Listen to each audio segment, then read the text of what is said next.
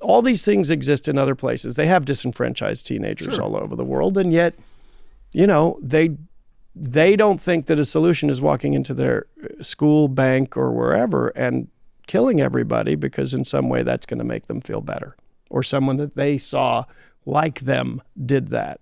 Well, you said, what do we do about it? Well, let me ask you a rhetorical question that you can maybe lean into. Yeah, I said there are 4 things: childhood trauma, personal crisis, something that validates their feelings, and access to a firearm. Who knows that about Billy? The police don't know that about Billy. Justice Department doesn't know that about Billy. Who knows that about Billy? Yeah. Who knows that about Billy are the people in Billy's life. And then people go, oh, wait a minute, we're talking about Big Brother society here?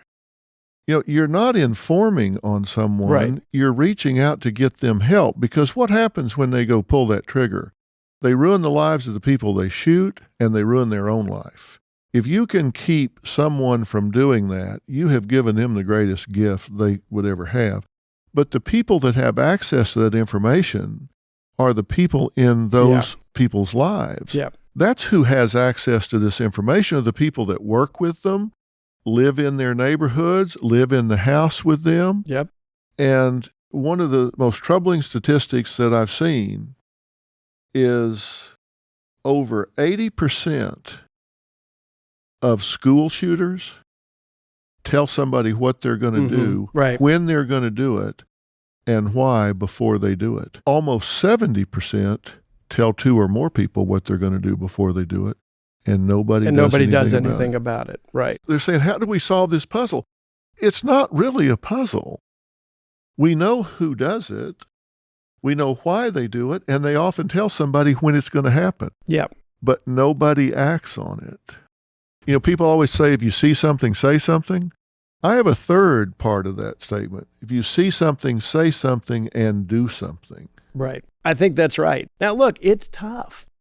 If you're a parent, the kid goes, locks himself in their room, doesn't want to talk to you. It's tricky enough without guns in the equation. So I think you're exactly right. I think acting on it's right. I think everything you said is right.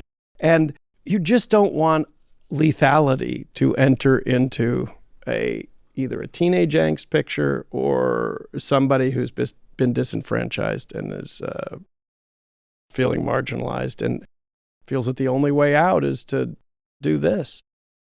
Well, I hope this conversation that we're having will stimulate people to have this conversation around the dinner table. I hope it'll cause people to talk about this at work tomorrow, talk about it at Sunday school this weekend. I hope people will hear this and say, I heard an interesting conversation today about violence, about vitriolic rhetoric, about these things, and about what we can and need to do about it. So maybe us, John, about it will cause other people to talk about it some. Well, your stuff is all about empowerment and empowering people and showing them how. And if we can fix any of these problems that we talked about, it's making people feel empowered to do something. We can do something, but you got to do something in order for it to happen.